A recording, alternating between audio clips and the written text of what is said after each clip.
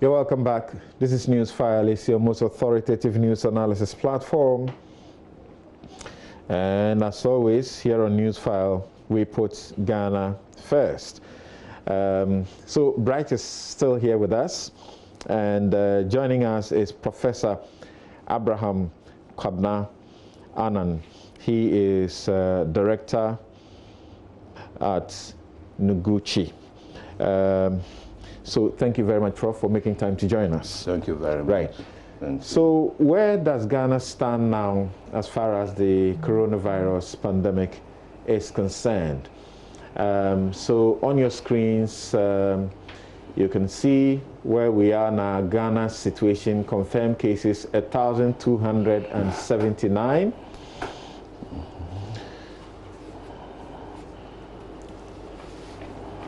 So meaning that our numbers have climbed up from the previous that you were aware of. We have had 10 deaths, 10 people have died, and 134 have recovered. 134 infected persons have recovered. And this is the breakdown. Upper West recorded 8, has recorded 8, Upper East 8, Northeast 2, and Northern 13. Ashanti 69, Eastern 56, Central 9, and Greater Accra 1,089. So the greatest number is in the Greater Accra. Western region 1, Volta region 10, and the Oti region has 13. So I will pose my very first question to Professor H. Kwesi Prempeh so he can take leave of us. And Prof, I have been monitoring and I've discovered that you kept an open mind when the president lifted the measured lockdown. From that point, within a matter of 24 or 48 hours, you had taken progressive views and now come to a point where you suggested that there may not have been a point to continue to keep the lockdown going. But you have other concerns too about masks and so on. What do you say about the lockdown being lifted at a point when the numbers have risen?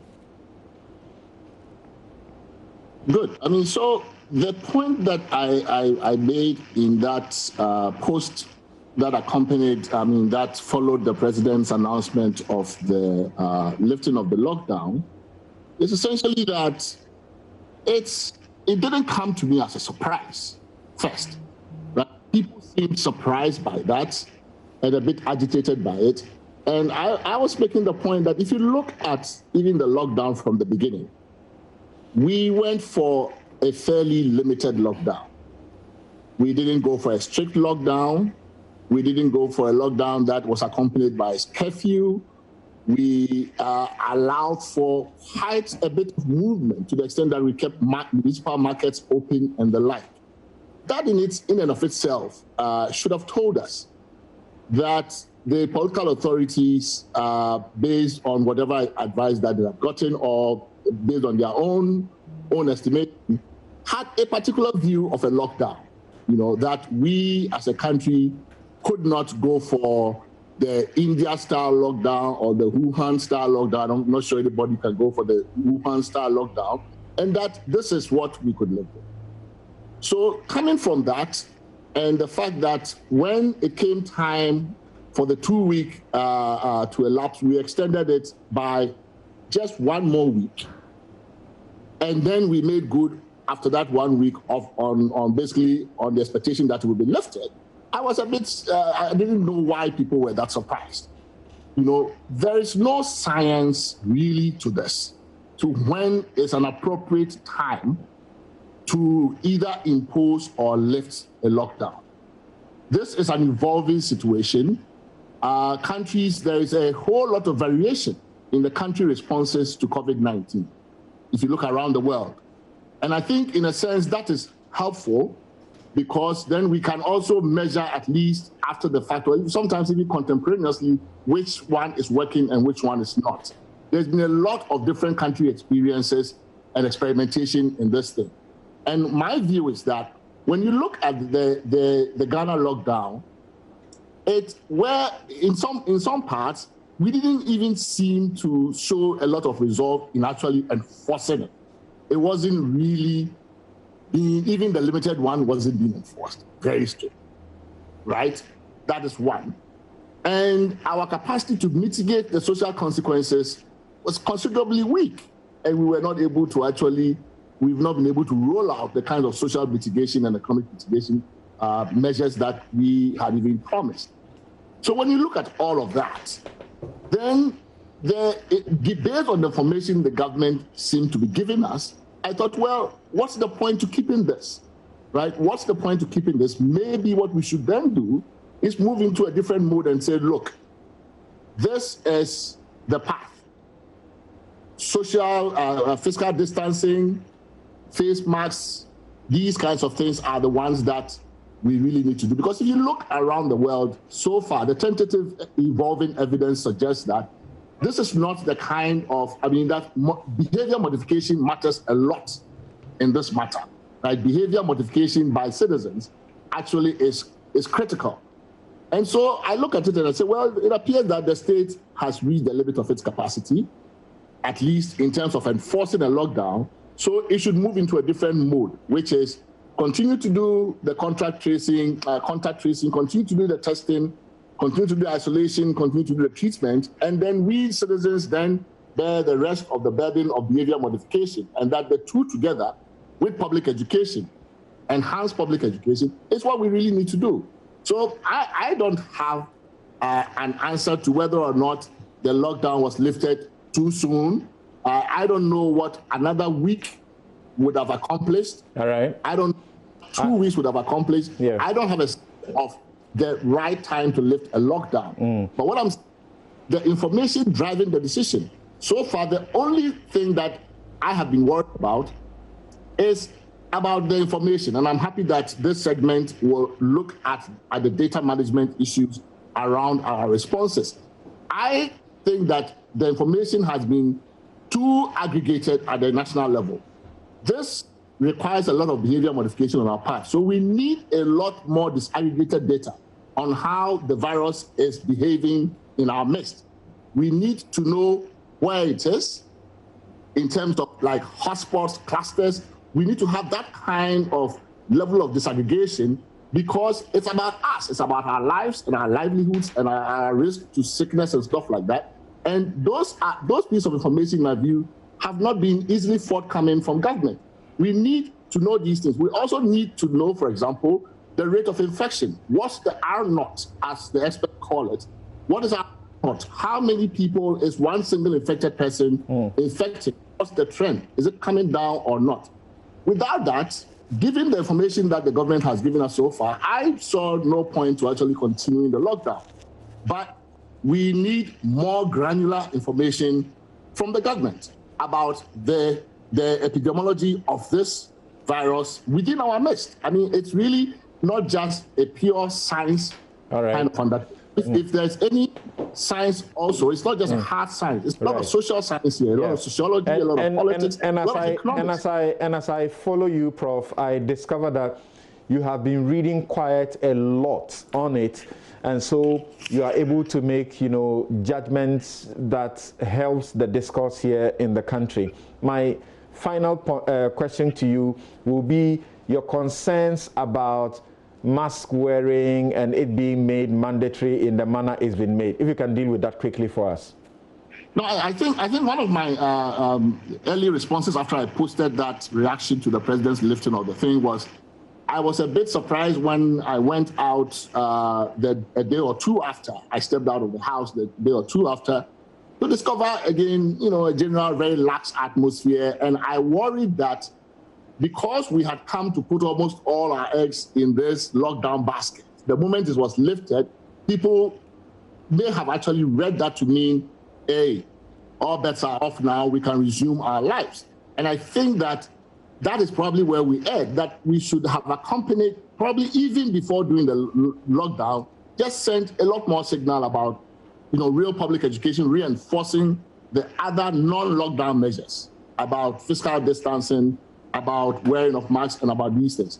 So I noticed that, basically we had gone back to this advice mode, which you talked about in your opening remarks, and that wasn't sufficient for me, that this is not just a matter of personal comfort or convenience, that to the extent that your acts or omissions as an individual could visit harm or injury on a third party, meaning myself and you, then this was a role for government, there was a place for government to step in with more regulation, a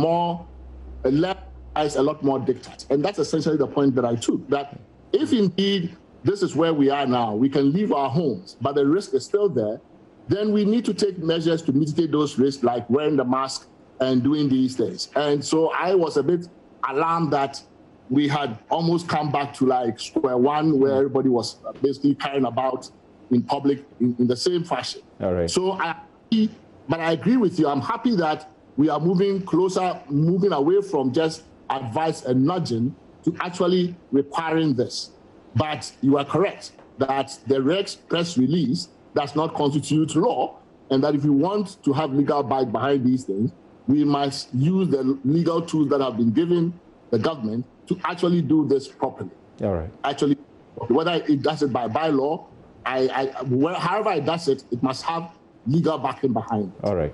So I am comfortable with the rules. We at CDD, even before the government announced, we had our meetings on how we are going to resume. For example, employers, I think, will have their own way of rolling out this. We have made our own decisions about how we are going to implement this in our office and the like.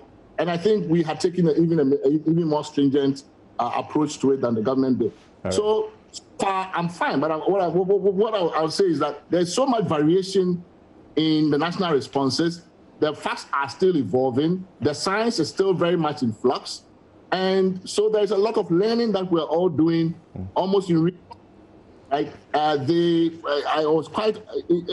found a statement by the chief epidemiologist in Sweden quite interesting when he was asked about why they had taken such a lax approach to this that's different from all the other European countries, even the other Nordic nations. His response is an epidemiologist, right? His response was, well, there's no science here. I have looked around. Nobody can tell me the hard science that tells you what's the right thing to do, what's not the right thing to do.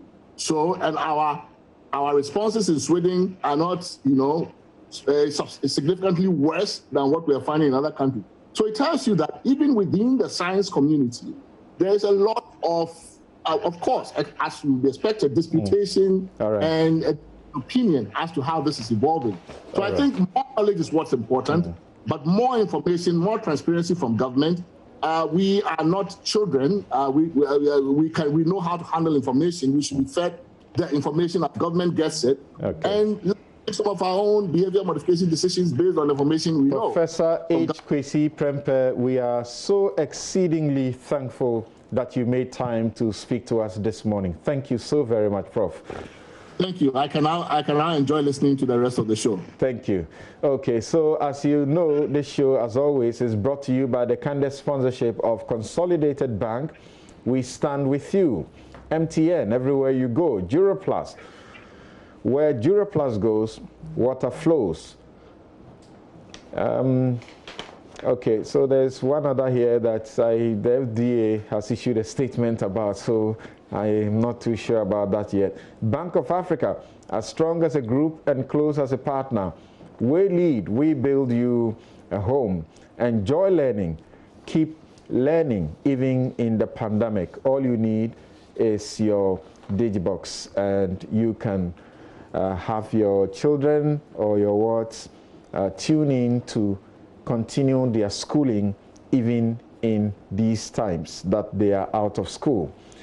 Let's listen to the president, and then we will come to Prof here, Prof. Abraham, to help us to clearly understand the science that the president was talking about, as against what others say is such a gamble that the state has taken. You are the very center of this battle. doctors and the Association of Doctors in our country. So you are the very, very center of whatever has to be done to get the country going. I thought it was important for us to meet immediately after the decision we took last night to ease the restrictions on movements in our two greatest cities, Accra and Kumasi,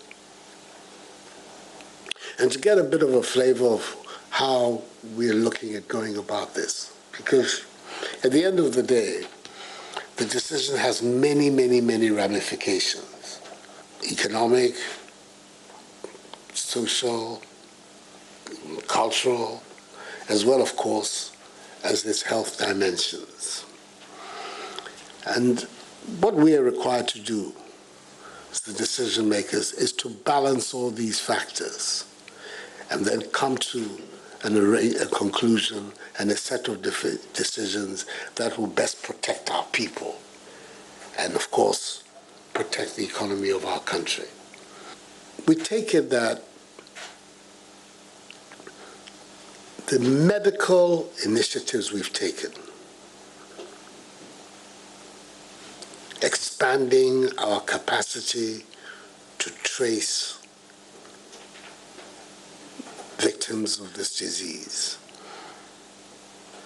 being able to test them, being able to isolate and quarantine those who need to be so that we take them out of the population. And then, of course, the treatment. And then also looking at, if you like, the demography of the disease itself. How is it faring in Ghana in terms of sick, in terms of deaths?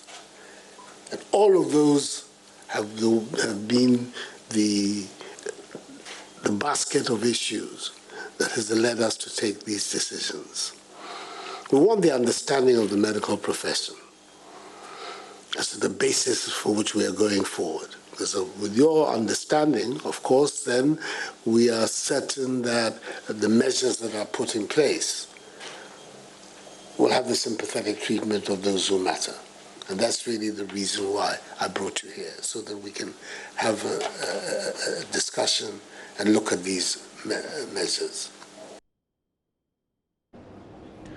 So that was the president in a meeting with the medical people after he had lifted the lockdown and stressed that we needed to wear the mask when we are going into the public. Now, Prof, this is one issue that I made an observation the day after the announcement, or on Monday. The scientists, the professionals, the virologists that I have heard speak so eloquently about this situation and help educate people, I discovered that suddenly had a difficulty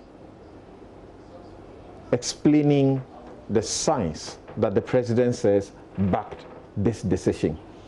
Most of them could not say straightforward that the decision was a good one. What do you say? Thank you very much. In actual fact, before we can have a good understanding of this science business, we have to ask ourselves some fundamental questions. What is science? If you don't answer that question, you will never answer it properly either. If you don't ask that question. You see, science is a very heterogeneous discipline. We have physical sciences, biological sciences, chemical sciences, natural sciences. Mathematics is a science. Social sciences. Social sciences. So you see, the challenge is when you begin to consider science as mathematics and only mathematics, you will definitely have a problem. In my view, from the understanding of science and basic disciplines, the president is 100% right. Because if you were to look at everything just in the context of social science, there's a lot to talk about as far as taking the decision is concerned. You see, now let's look at one thing that the president said: contact tracing. So we had COVID-19, which initially we didn't even see it in the country when we started testing. And Noguchi were at the forefront. And then later on we found that, look, COVID-19 is here, but it is imported cases. Then later on we found that, look, COVID-19 has entered the community and community transmission has started. You see? And then the president takes a decision, a leadership government decision, to lock down. Before lockdown, a lot of interactions are taking place. Even the Ghana Academy of Arts and Sciences has taken strategic moves and even met the president in the presidency. I was a member of the team that went. So many things have happened. Now, if you take even the mathematical science or the epidemiological science, take contact tracing.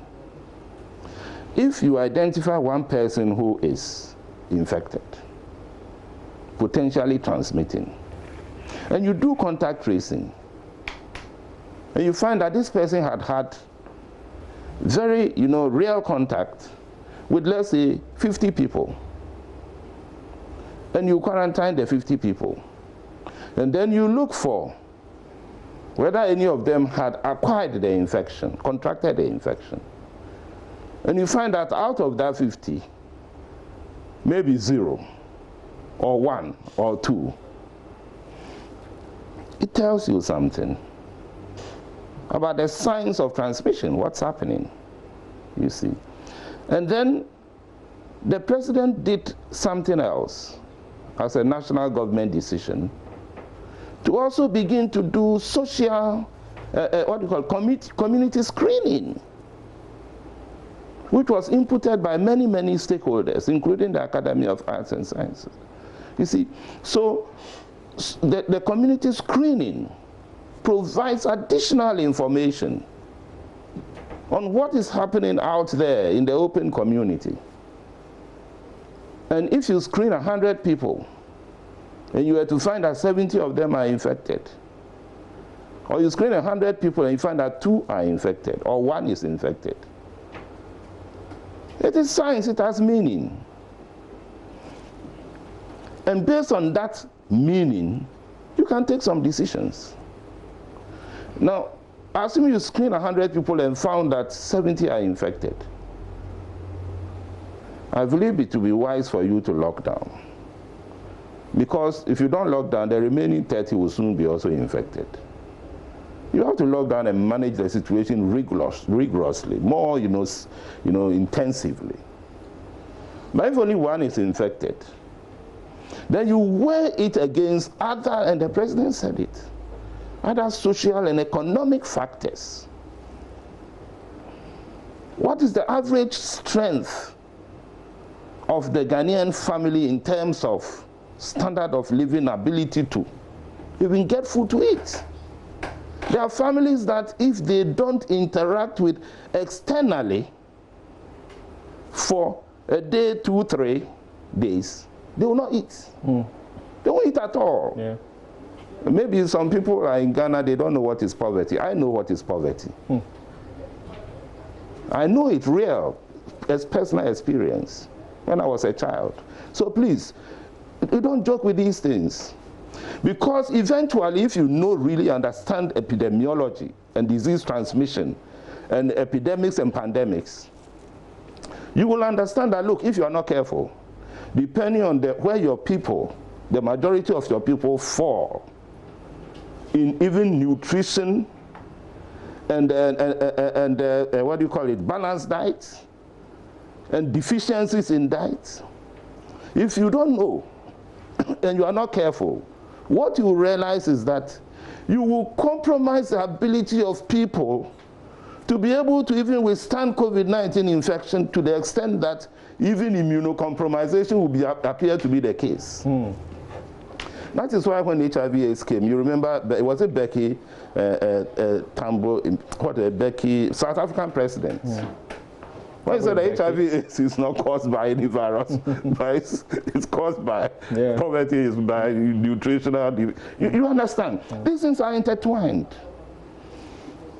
In today's science, in biomedical research science, we know that, look, nutrition and even immunology. So we talk of immunonutrition. So to say that there is no science really, it's because we have not defined what is science. Okay. Thank you. Right. Well, Noguchi obviously has been doing such a big job, and people have been concerned that, you know, we ought to have paid a lot more attention to Noguchi long before today, as they get overwhelmed. They also have been doing through what we are getting to know now, which is seeking to settle some of the doubts that people had, that they are doing the polling, you know, sampling, so to speak. And that explains the good numbers that they are doing. Now, right, the president banks his hopes on the fact that we are doing, among other things, advanced testing. Over the period, we have done only how many? Less than 80,000 so far. We are talking, and I keep referring, we are talking about real testing going on elsewhere. People are doing 10,000 a day. People are doing 20,000 a day. The US, for example, is seeking to do 5 million tests a day. How can we boast in what we are doing, which is so little? Thank you. And I'll take my, I'll have my take on the president's issue, president's decision as well. But first of all, I have a few preliminary comments. I think I have to express great respect and gratitude to Noguchi and the very brilliant and valiant scientists there that are at the forefront of this fight. We have absolutely nothing but respect and gratitude for them. And thank you. They are all our heroes, absolutely. In the public health emergency, and here I agree with Professor Anand and Professor H. Kwesi Prempeh, that you do need to be multidisciplinary in the way that you look at things. And you know, I was quite impressed when Noguchi and Warbrick announced the sequencing, the genome sequencing results, and everybody was praising the biomedical scientists that were involved. But you know, surprisingly, they'd forgotten the computing and the IT technicians who enable the throughput, the high throughput sequencing that you need to actually get the results. So obviously. So it's a highly interdisciplinary area, and it's a big mistake when people think that there's some kind of hymn sheet of science that every expert has to sing from. Yeah. In fact, in every sophisticated society, there are competing models. You have University College of London has a different way of looking at it. Imperial College has a different way of looking at it, because the variables are hundreds and hundreds and hundreds. Exactly. So in that respect, we should expect that there will be different views. And therefore, I was not surprised at all that we have people who are coming from different disciplines, pathology, because they were responsible for managing the case, and are concerned about risk in the wards and things like that, having a different view from epidemiology. And that's beautiful. So I was shocked that in some of the comments, it appeared as if people thought that was some problem. We should expect this kind of robust engagement. The other thing that I also think is kind of important is that data, which is the point that Prof. Prempeh made so strongly, is critical. Data is critical because without data, an expert or a scientist is no different from you and I. The reason why they are more superior and why their views matter more is because often they have the right data and the skills to interpret that data. So data is very critical. And that is why I was a bit surprised about the decision by the president.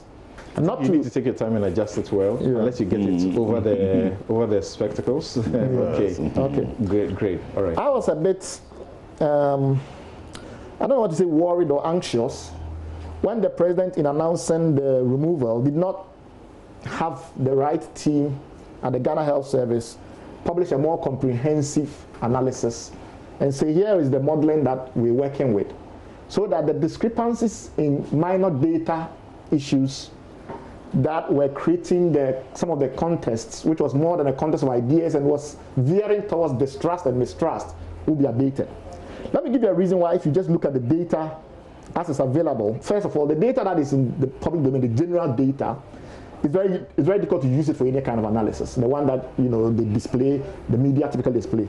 But there are situational reports. And in those situational reports, you can do some of the granular analysis that Professor Prempeh was talking about. So I have taken my time with the help of Imani to try and look at the Greater Accra data points very carefully and to try and see how it accords with the president's view. And I was impressed to learn that when you segregate the data along three major axes, if you take those that were sick and went to a hospital, or they called the hotline because they were sick and then there was a follow-up. So those have symptoms and have perhaps clinical manifestations. We call it routine surveillance. If you take that data, a range of data, you compare it against the community screening, where they set up perimeters and then they test randomly as much as they can, versus the enhanced contact tracing, where they are tracing primary and secondary contacts of people that were confirmed positive. There is significant variation in the positivity rates. And I think that is where the analysis should focus. So when you look at the routine surveillance as an example, that is people that are feeling sick, maybe they have flu-like symptoms, and then they go to hospital or they call, and then clinician does a preliminary diagnosis and then refer them for confirmatory testing. When you look at that segment, we are close to 9% positive rate, close to 9%. That's very significant. I'm talking Greater Accra. In the broader community screening, segment is less than 0.5% from the data that I'm looking at. It's a day old, but. And then when you look at the enhanced contact tracing, it's close to 8%. What does this mean? A couple of things. One, it means that there is a possibility that how we design our community screening using the spatiotemporal analysis of the data to figure out where should we go and do random tests may not be as sensitive as the other categories, which is normal, right? Because if somebody is feeling sick, already there is a certain degree of suspicion, so it narrows it down more. And if you are just doing random testing. However, where you have a situation where your community screening is yielding very little, and yet for your enhanced contact tracing is yielding significant numbers, you have to start questioning the model in which you are doing your random sampling, your perimeter sampling. The second point that is interesting from the data is that when the president announced that he was going to lock down so that they can improve the quality of the tracing, we did see indeed from the data that the enhanced testing regime was indeed enhanced. So by the end of that week, they had as many as 5,318 contacts across Greater Accra region, of which almost 5,000, about 4,969 samples have been taken. And this was in 6th April, at the end of the first week. So the ramp up was very sudden, from about 600 contacts to about 5,000 and more contacts. So the data aligns with the president's statement then that we are locking down so we could do testing more effectively. The problem arises where by the time the president decided to unlock, tracing had declined to the point where we had, on 19th April, just a little above 2,000 contacts being traced. You understand my point? Just a little above 2,000 contacts being traced. And only a little above 1,000 samples being collected. Now, my argument would be that already, before the president announced the lockdown, there had been a step down in contact tracing and sampling.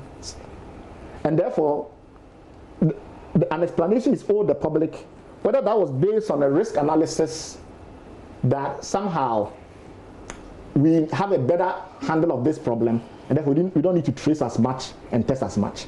Or we have a resource problem, which some of us hear on the grapevine. And that is a very important point. In the absence of data, different experts, particularly those who have, different experts who look at this from different disciplines, and because the official data is not there, they are calling their friends in the laboratories and the rest of it, form a different opinion operating on half data. Because I can see an epidemiologist with good biostatistical background or bioinformatics background looking at data and saying that, well, the situation may look like it's not that bad for 3 reasons. You are tracing less towards the end of the lockdown period, and you are sampling less. So perhaps given that situation, the impression that is being created at the level of the highest levels of government is somewhat rosier than it should be. Another person will say, look, we have a surveillance challenge in this country. We have a weakness in our surveillance system, both our passive and our active surveillance systems in this country, because we know that in 2017, our surveillance, routine surveillance, failed us in the H1N1 outbreak in Ghana, as you remember, in Kumasi, where 4 young students in Kumaka died. It was an autopsy which revealed that they had died of H1N1. Now, if you have such a situation, you have such historical evidence on hand that there may be weaknesses in surveillance, even for influenza, where we have a national influenza center, very advanced system, sentinel sites all over the place, then it is possible that given the limited amount of enhanced contact tracing that is being done toward the tail end, some of the active case search results were not fully representative of the true situation on the ground. So what is the solution to this? Much more data, much more insight into the analysis, much more data, much more insight into the analysis and the model building that enables the decision to be taken whether we are seeing a decline or a rise in prevalence and incidence. The other thing that I also observed from the data was that the epidemic has moved into high density areas. So we've always known that Ayawaso West, and Ayawaso East are major hotspots. But in a few days, Ayawaso Central, which has some of the highest spatial densities in this country, so I'm talking about Mamobi, Nima, Kanda area, have started to shoot up very dramatically. But even worse than that, the socioeconomic links between that part of the city and Accra Central is very interesting, because you're not only looking at the static picture, but also you are looking at the evolving picture. And if you look at the links between that part of town to people that work in Tudu, people that work in other parts of Koleklote, which I'll come to, and Accra Central, particularly that Macaulay area, Jamestown, etc., etc., and you find out that there's covariance. So when we did the data analysis, you find out that when this is moving, it's moving in tandem with movement in case detection in another part of the country where there's strong socioeconomic links. It gives us an insight into why the Koleklote problem was not detected early. Remember when they said we're going to do randomized testing and intensify it in Ayawaso? They did not add Koleklote. And yet, in a very short period of time, Koleklote now is a major hotspot, outstripping Ayawaso. So what I'll do is that we will take a break, and when we return, we'll have Professor Anand respond to the very interesting, analysis that have questions in them that you have just done. So we take a break now. We will be right back.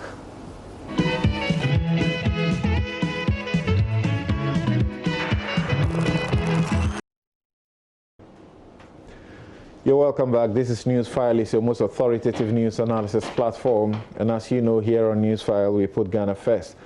I'll take a couple of your messages, and then I'll get to Professor Anand to assist us, break down just a bit of what Bright Simmons' very intriguing path that he took us. And then we'll continue with the questions of the mistrust in the data that is being churned out. Dr. Charles Rekubrube says that perhaps those recommending that we wear a mask do not wish to follow their own advice, which is why the reluctance to back it by law.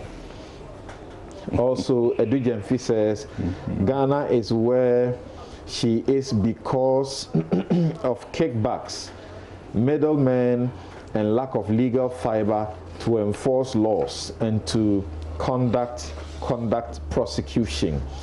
So that should be about the bribery scandal at Tor that we spoke about.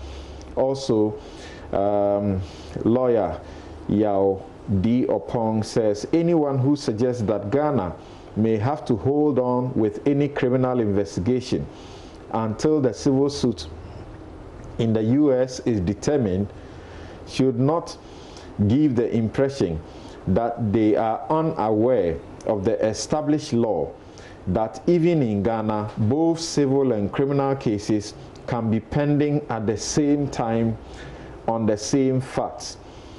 Again, the special prosecutor, as has been articulated, does not need a reference to be made to him before that office can commence investigations. So some of your comments there.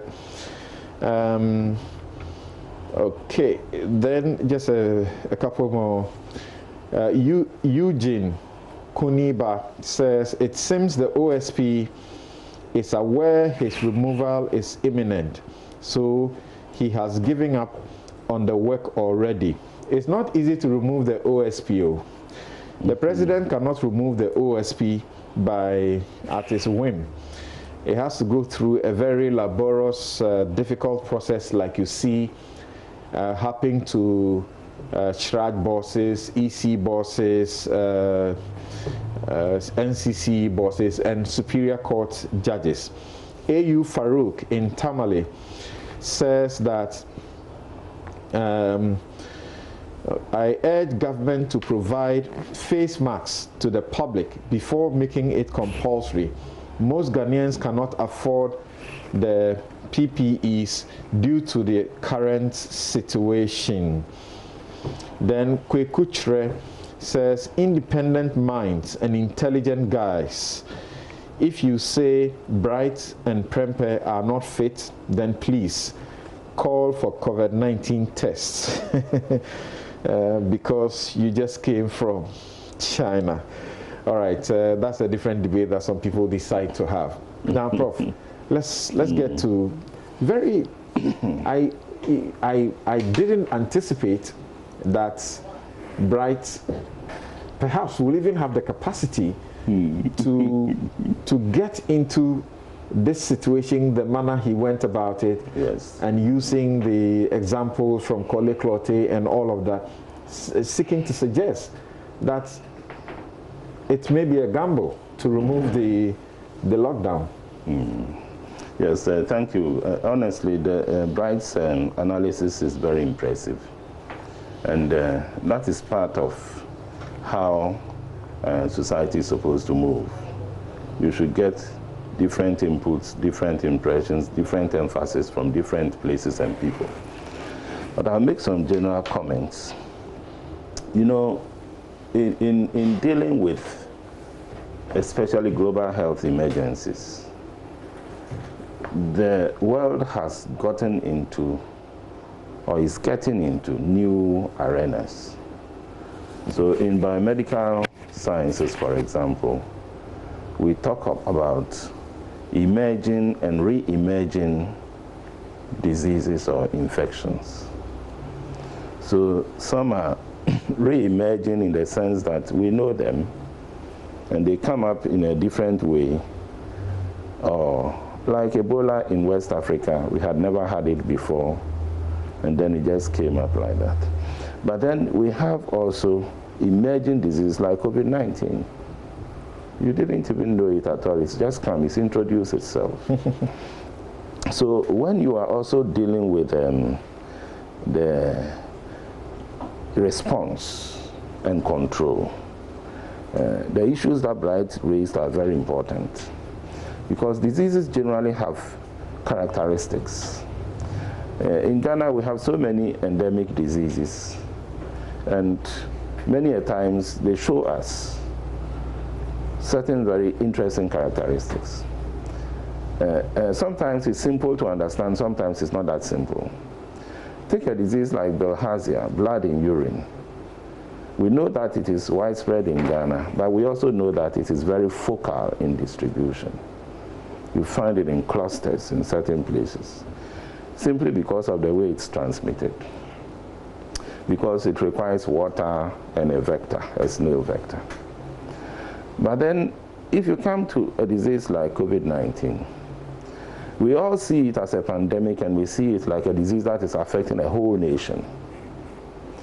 But when you go deeper into the analysis and looking at it from the point of view of very expert epidemiology, you may make discoveries and then have even new strategies of dealing with it.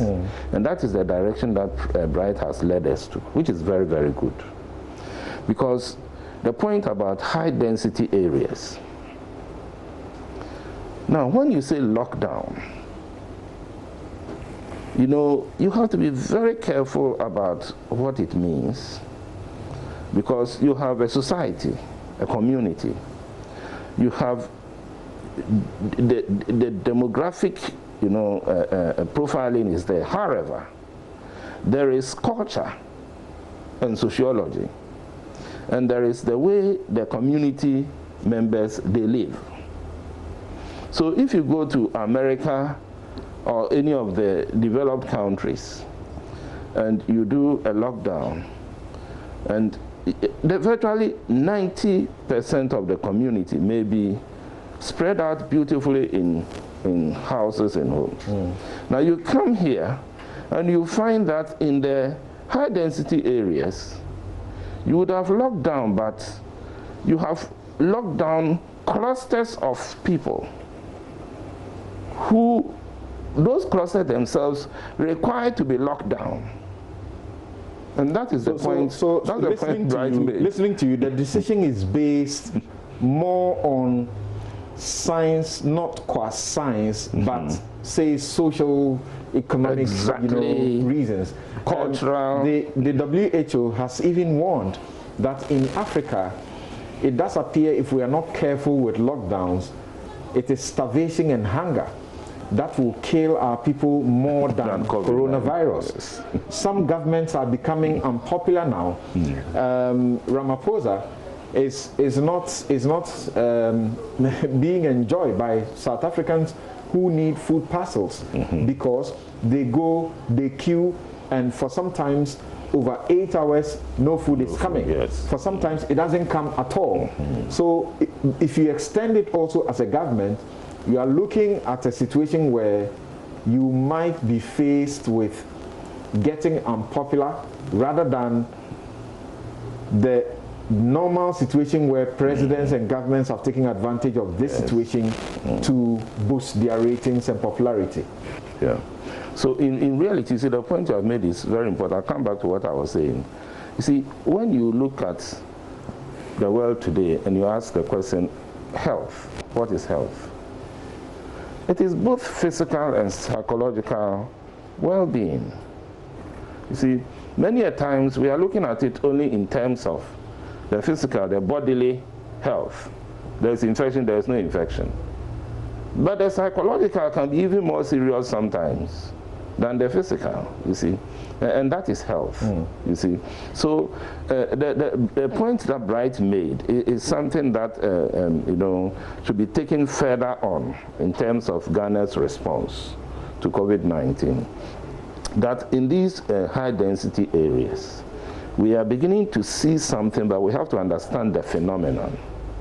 You see, look at the way our households, family households are constructed.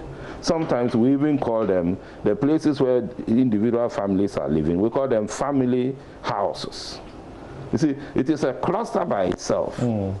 So if we, let's say we impose lockdown, and these clusters are left untouched, no other issues concerning those clusters, and there is even one person infected in a cluster, you may end up by the end of about a few weeks, every member of the cluster becoming infected. Okay. You see, so that is the part of the issue, and I'm happy that he brings it out. So it requires certain decisions and actions to be taken, so that we can get out of it. Let's now listen to this explanation about the polling, and then return to you on the questions of polling and testing, testing and polling.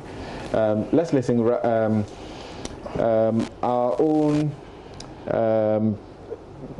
journalists have been to speak to, laboratory scientists or virologists, veterinary, in this Latif Idris has gone to speak to some of them, and we have this explanation to share with you. The VSD. Yes, the VSD. For other coronaviruses through some PREDICT project and others. But with this pandemic, we started testing from 28th of March, where we received the first RNA extract from Noguchi. So usually when we get a sample and the sample comes in here, we have our team, the team of doctors and technicians who work together to do the sorting. Sorting usually means that we compare the sample ID with the sample container to do matching. Each container comes with this document. Okay. So they have to make sure that every container is having a document attached to it. That is what so this document has the name of the individual. Okay, that we don't want to show because of confidentiality. That's the name of the individual and where the sample is coming with a specific sample ID. Okay. So this will accompany the sample sent by Noguchi to our facility here at VSD. Okay. And when it comes here, our team, as you can see from there, are doing the sorting. So you can focus on them and see they are doing the sorting. So they sort the sample up to know that the number of samples tallies with the paperwork that comes with it. We have the samples coming in the container. They have already pulled the sample and we spray around it. Okay, so this is the pooling that we've been hearing about? This is the pooling sample. So these are 10 samples pulled together. So we'll do the extraction of this RNA. So this is a pool sample that we've been hearing about. So we have this sample, we have added everything in and pulled this sample together as one sample. Okay. So when we run this sample and it becomes positive, now we have to go back to identify the individual sample to know which individual is positive among this pool sample. That is all the pool we are talking about. So this is what you have as a container? Yes. And then you put it in... Yeah, so we put this one into an Eppendorf tube. Okay. You can see from there, they have collected a sample into an Eppendorf tube or cryovirus and give it a special ID. So as you can see, they are adding normal saline to the tubes and collect the sample in a pool into one small vial called Eppendorf tube or cryovirus. And that sample will be sent to the BSL-3 laboratory for the RNA. Right. Prof, help us understand better. Yes. What is this, polling all about? Yeah, I think it's a very good question, and it's good for people to understand it. Let me explain it simply this way. You see, when you have a pandemic like COVID-19, and everybody is concerned, and it is spreading, and you don't know where it is, and you are testing for it, okay, you would want to quickly identify people who are infected so that you can feed the data into the analysis that the epidemiologists, the statisticians, what Bright is bringing out so clearly, you see.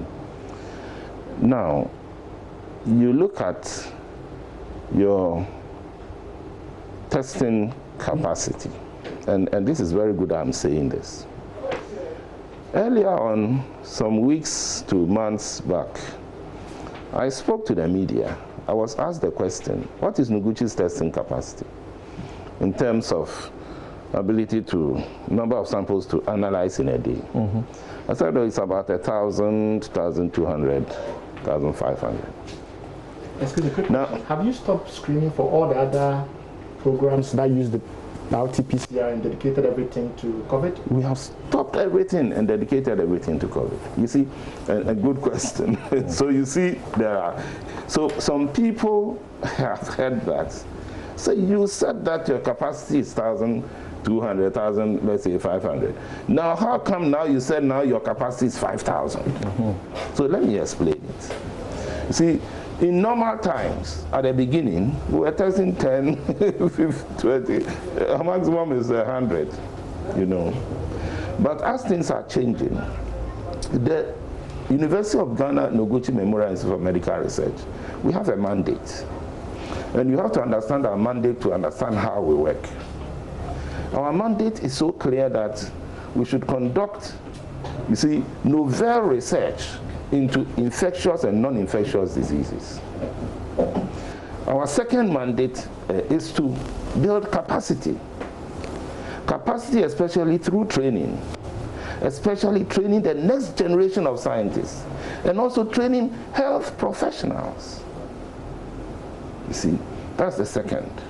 The third mandate of Noguchi is to provide specialized diagnostics and monitoring services, surveillance, you see. So Noguchi is a biomedical research institute of global, you know, standard, high standard. We are expected to develop new diagnostics, and we have the capacity to do that. So when we started testing COVID-19, and we take one sample and put into one, you know, slot for RT-PCR.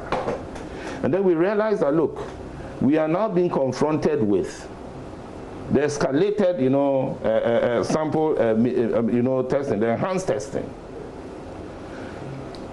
What does our professional competence tell us or direct us to do? Where is the innovation which still puts us in excellence without compromising?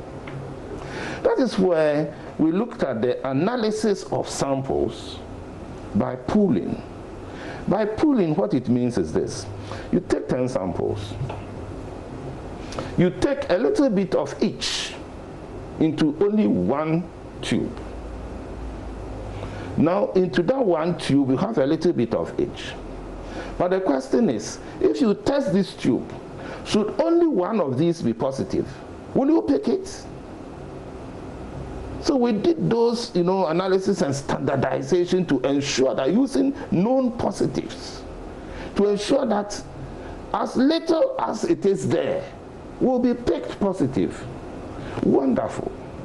Now then we become very happy and strong because we have realized one thing already. Science is observation, analysis, and, you know, critical, you know, foresight and movement. That's what science is. So we were happy for one reason, that majority of samples we are testing turn out to be negative. So if we take 10 and then we test it like I've explained, and the testing will go with positive and negative controls anyway. So we'll check our positive control and negative control if they are working. And then if the sample comes out to be negative, because we've done the robust analysis and, you know, the standardization, we know that these 10 samples are negative. Okay.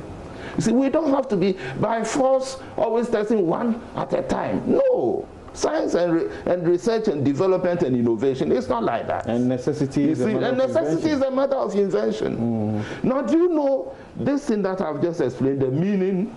You won't believe it. Previously, if we took 100 samples and we tested, it's 100, isn't it? Now, if we do the pools of 10 and we test 100, we have tested 1,000 people. Have you seen the difference? Right. So I said that our capacity was 1,200. And I'm saying again but is it a foolproof that there is no chance of compromise if you put 10 bits of 10 samples together and you test them at a go? Very good. It is not possible that you may have a positive in 9 negatives that will not show up.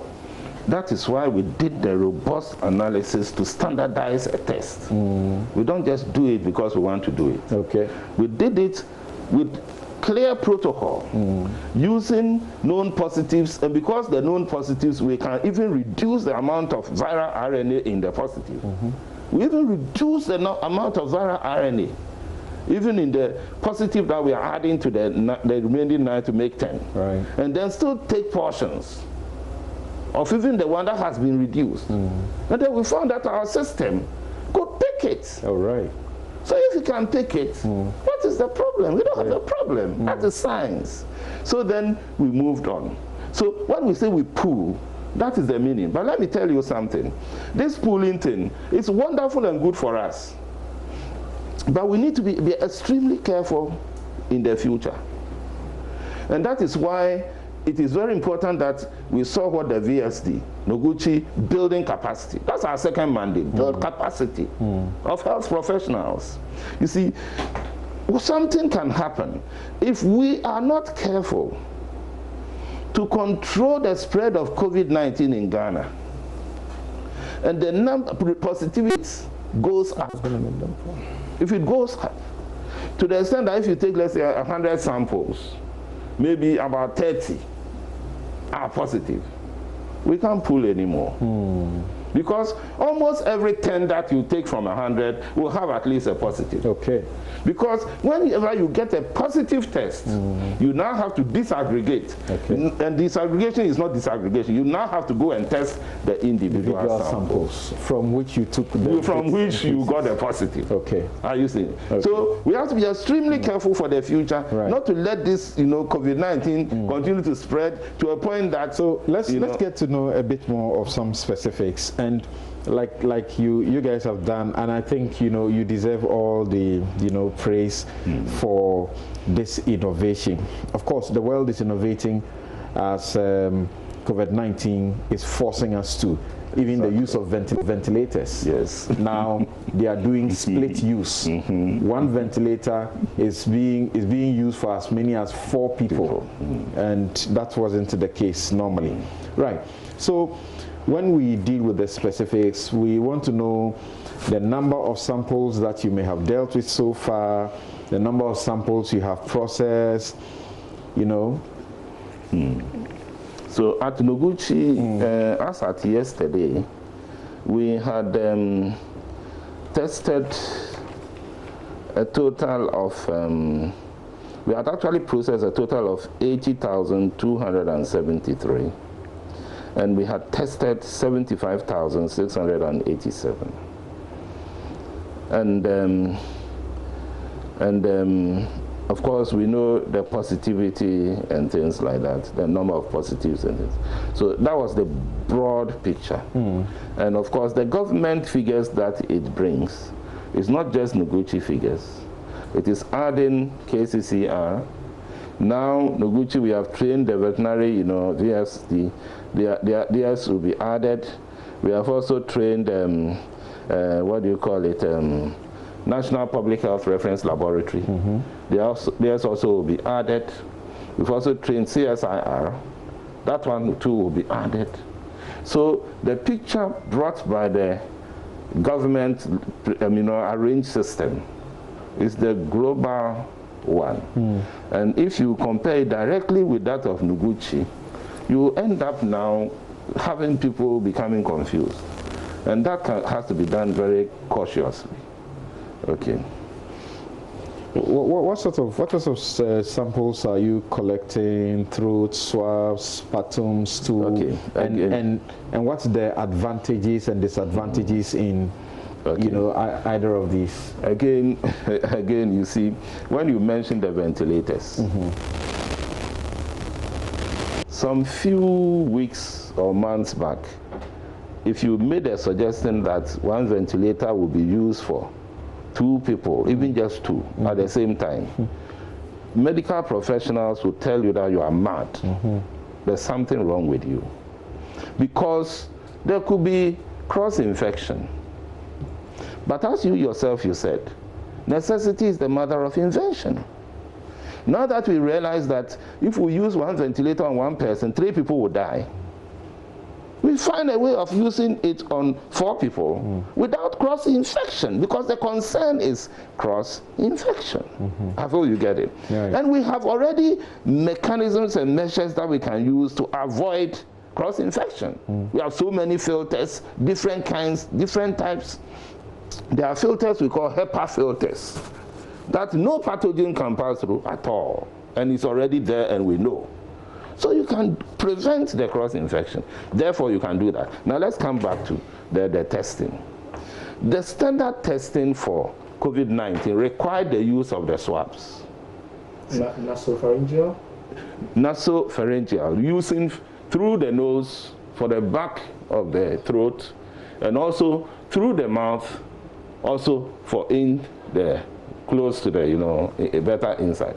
Now, when you take these swabs into the collect the samples, they are designed. They are not cotton swabs that are just brush like, They are specially designed, and they will pick mucus from the linings of the nasopharyngeal, esophagus, name it what. It will pick, mucus from there. And because of the nature of this infection, if you just brush a little bit of mucus, you are picking millions of viral cells, which is too much even for what we need for testing. So that's how come the test standard-wise is done. However, it got to a point that globally, there were no swabs. You can't get a swab to buy. The whole world. So do we fold our hands and say that, okay, no swabs, we can't test anymore? Or we will do exploration to see whether we can have alternatives. So what we did was then to again do operational research within program research, operational, and take the few swabs that we have which are available, use them alongside another type of sample collection that we already know. We have tuberculosis already in Ghana. We collect sputum always for tuberculosis. So what about collecting, because we want something from in there. What about collecting the sample as if we are going to do tuberculosis, examination or testing?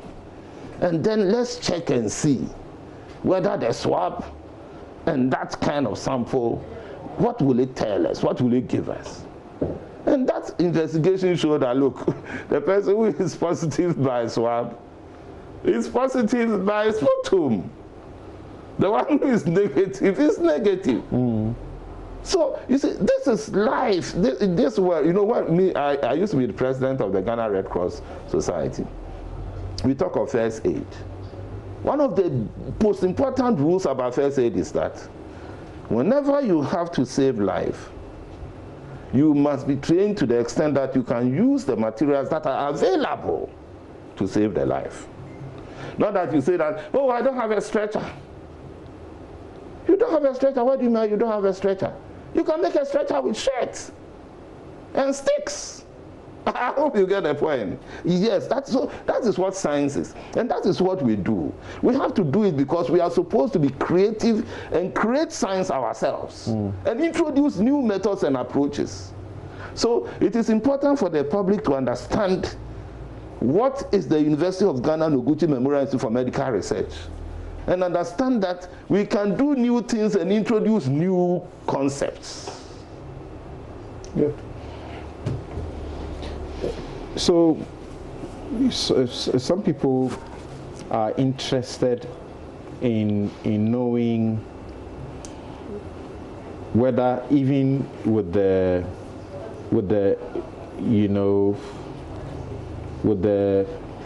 innovation that you have introduced, you still are challenged in a way or the other. We have discovered suddenly that there are quite a number of institutions in Ghana who can do some of these testing, except that, we didn't plan about them, the nature in which we neglect our health institutions, leave them in a state that they are unable to do as much. Yet this situation is forcing them to do a lot. For the first time, I'm getting to know about the National Public Health and Reference Laboratory, all of them doing some of these things. What challenges are you facing by way of the capacity questions? Okay, so let me talk to the innovation and challenge, and then I'll come to that. So as you introduce innovation, of course, you introduce also new challenges or problems. One of the challenges that we have encountered, which is not a difficult thing to deal with, is where you collect the sputum, and the sputum is put in a container like you saw the VSD, you know.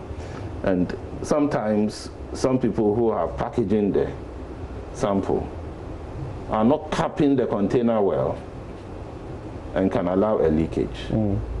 But unfortunately, anytime there is a leakage, any other sample together with that leakage cannot be tested or analyzed, because we cannot tell whether the leakage contamination has taken place, you see. So that is one challenge. Now, apart from that, you find that it goes fairly smoothly. Okay. And then the second part of your question, can you repeat that for me? So the second part, yes. So I was just seeking to know what are some of the challenges that you would face, you are currently facing. In terms of the capacity building. Yes, and you have made us also know that you are supposed to also help all the other institutions, you know, as it were. And we are getting to know that there are pockets of these institutions around the country, but they just have been neglected. And I mentioned the National Public Health and Reference Laboratory, for example, who are also doing some of these, but what's the capacity? How much can they do? What help can they get? So you can free up Noguchi and KCCR. So some of the very interesting capacity challenges we have had is, first of all, certification. Before any other unit can join the COVID testing, we should be able to certify the personnel who are doing the testing, and also the facilities they are going to use to do the testing. So training, going to the site and training the people there is okay. But to certify, you need to have more information to be able to be sure that I guarantee that this person will do an excellent job. One thing we have done as far as that is concerned is that people who will do the analysis in the various units, we let them come to Noguchi to work with us for a period of time as part of the training.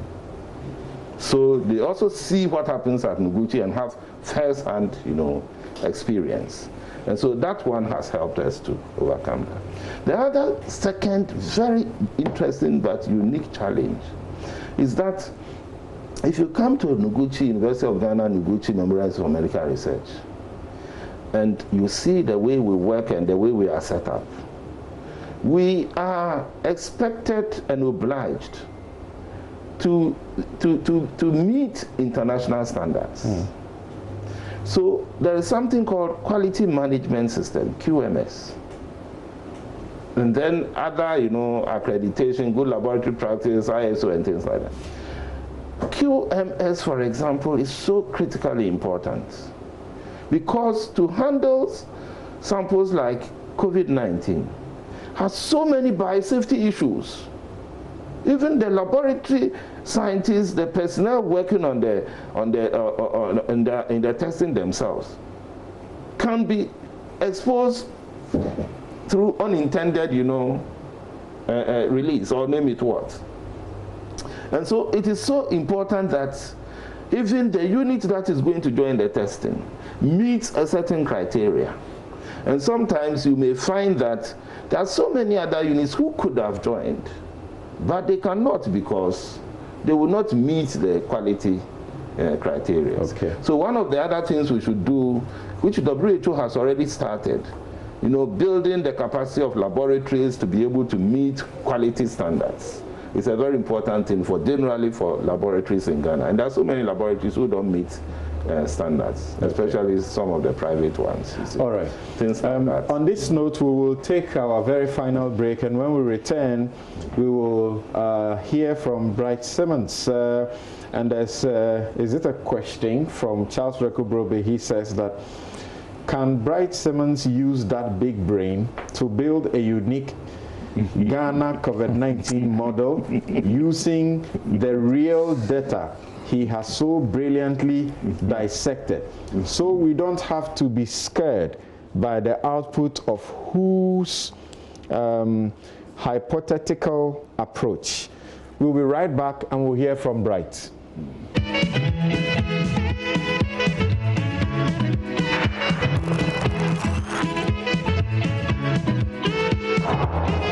You're welcome back. This is NewsFile, it's your most authoritative news analysis platform. And I'd like to first apologize to those of you. Last week we did give an indication that we might be looking at other subjects, including particularly the legal questions that arise as regards people that are losing their jobs in the hundreds and thousands. In America already, in 5 weeks, over 26 million people have lost their jobs and they are filing for unemployment benefits. Ghana, you can't file anything for anywhere. People are getting terminated, losing their jobs. People are sitting at home and they are thinking, well, what will I do after this? People are getting jailed for 4 years, which is the minimum, for not stealing, but going to a church to pray. And some just walking out of their homes because they are not familiar with the rules and regulations that are being issued all the time. I'm sorry about that, but guess what? Multimedia will reach out to you directly and give you the legal advice that you require.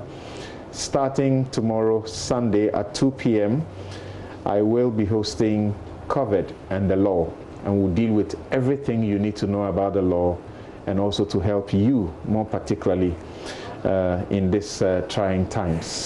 So join me, and I'll have a colleague of mine also to join to give you platinum legal advice for free. COVID and the Law is on your JoyNews channel, this very channel, tomorrow, Sunday, 2 p.m. Thank you. So, Bright, I don't know if you have followed, I know you have, the polling method. There are some who have some doubts about it and so on. What do you know? What can you share? How can we rely on it? Before I I go to that subject, I just wanted to re-emphasize the biosurveillance point in those high-density areas. But the argument we are making is that it's not just food you have to give into you have to send into these places. Right. Sanitary facilities, mobile toilets, these are critical interventions that must happen. So in case that wasn't clear, I wanted to make that clear. And Prof is absolutely right. The whole point of innovation is to continuously react to constraints. And it is true that when it comes to group testing and pool testing, we have data dating back to 1943. What is fascinating, I keep talking about this multidisciplinary thing being the only way to understand the world, is that when pool testing and the first protocols and algorithms were designed, it was actually in the annals of mathematical analysis by Robert Dorfman and about a decade later, Sterrett. And it was basically how you do that without getting to a situation where you are underestimating the false negatives, which is what Prof mentioned. And I agree completely that when the positivity in the population starts to go up, we need to start reviewing whether that protocol makes sense. And that is why I shared with you, if you recall, at the beginning of the program, the Indian Council for Medical Research study on pool sampling. Right. And it's the only one that I've seen that a national authority has done it with all the ethical approvals. So the Institutional Research Board of the council, as well as the Indian hospital that conducted the study, the King George Medical University. The one that I have seen, which is nationally now in place to guide how you do sample pool sampling, reinforces the point that was just made, which is if you start to see the positivity rates going up, you need to start to review that protocol, which then raises the question, I mean, this very interesting question. We have 3 major cohorts. We have the one that is through community screening, where positivity is very low. We have the one that is, I told you earlier, enhanced tracing, and also routine surveillance, where positivity is very high, above 8% and 8.5%. If you saw in the document, they were recommending a threshold of 2%. I think that it may be reasonable to have pool testing only for community screening, as was done in San Francisco by Professor Pinsky and other guys from Stanford, where they said, look, they were actually using a threshold of 1% positivity. And they said for mass screening, pool sampling makes a lot of sense. It saves reagents, it saves capacity. But they recommend that you poll 5, and they discourage doing more than 5. That's we are doing India, 10. That's the India recommendation. Yes, I read from what you shared. The Stanford recommendation goes up to 10 as well. Okay. And I've seen studies that suggest that even up to 32, you can still maintain diagnostic sensitivity. Okay. The issue though is you have to understand what you are doing. And there are 3 issues. One is that when the positivity rate starts to go up, it's not only the operational challenges that you get, but the risk of false negatives also become higher. And that is why that recommendation I'm making, that we should separate the community screening, where the positivity rate is low, from the enhanced tracing and the other group where the positivity is high, also for clinical reasons. If you have a pooled sample in the well and it comes back negative, you still do not have the differential diagnosis information regarding the individuals in that negative pool. You get me? So because there are a lot of respiratory pathogens. And if you are using this for clinical, it's not just for public health surveillance. There are clinical implications for those in routine surveillance and enhanced tracing. They may be sick. So if you want to go back to their clinician, whoever did the referral, and say, look, we did a test, it's negative for beta coronaviruses, but maybe there are other viruses you need to be aware of, influenza A and the rest. You cannot do that if the protocol maintains a pool sampling. So that requires, therefore, that we separate the 3 cohorts and use pool sampling for the community screening, which everybody is beginning to think through. All the literature that I've seen suggests that for community screening is really interesting. But when it comes to areas where there are clinical implications like the routine surveillance and the enhanced tracing, I think that we need to separate those out. The second quick point that I think we need to make is that you may make that in 30 seconds. Well, the government needs to invest more. All right. Because when we were first told that we're doing a lot of testing, the politicians took all the credit. And they made it look as if it was because they have invested more in machines and reagents. What Prof has done is explain to us that it's through the innovation that they have done that they've managed to raise capacity, not investments in reagents and computing power and the likes of it. So the government needs to now go back, reinvest again in buying this equipment, and ensure that we are doing the right thing. Thank you. Prof, what will be your final word in 30 seconds to, sorry, we have run out of time. My final wording is that we need to be able to manage the COVID-19 situation, and it's very important that every individual, especially the public, respects the preventive measures. The physical distancing, the use of the nose masks, the washing of hands, do not touch your face, things like that. All right. And also people should stay at home whenever they don't have to do anything outside. Thank you all very much. My guests have been Professor Abraham Kwabena Annan, a director at of the Noguchi Medical Research Institute.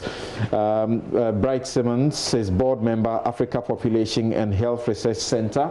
And earlier we had Professor H. Kwesi Prempeh, executive director of the CDD, joining us. I'm Samson Ladia Yanini. Have a good afternoon. Wonderful.